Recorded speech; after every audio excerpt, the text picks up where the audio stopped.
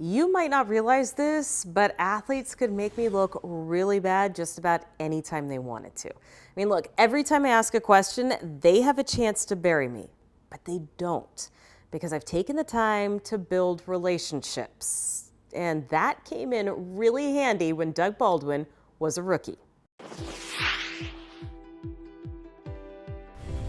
It was one of the last preseason games of the year, and Doug Baldwin looked like he was a lock to make the team. And I was the sideline reporter, and so I finally approached him after a game when we were pretty sure he was going to make the team to do a post-game interview. Now, among the things we talked about were, what he thought his chances were to make the team and something specific to the game itself. I don't even remember. Here's what else I don't remember.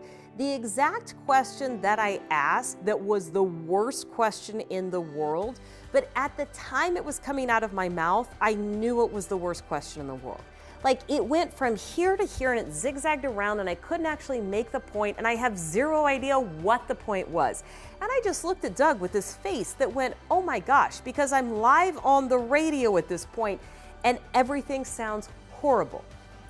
And Doug just looks at me and he gives the most brilliant answer in the entire world, as if it was the best question I have ever asked. After that interview was over, I said, Doug, thank you so much. And he goes, well, what are you talking about? I said, you could have made me look terrible. And instead, you covered my butt and you made me sound like that was a good question. It was anything but a good question. He just laughed, but we became good friends. In fact, he wrote the foreword for one of my books, and he became one of my go-to guys in the locker room. But here's the bigger lesson. If you have a good relationship with somebody, they are more likely to assume the positive instead of trying to look at the negative of everything.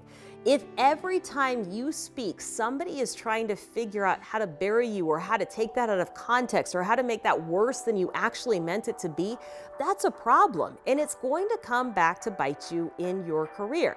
There's going to be roadblocks all over the place because the relationships with the people that you work with are not what they should be.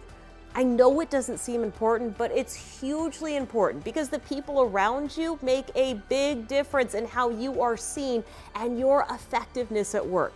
So don't overlook the relationship building aspect of your job. It is, in fact, what is going to propel you forward in your career.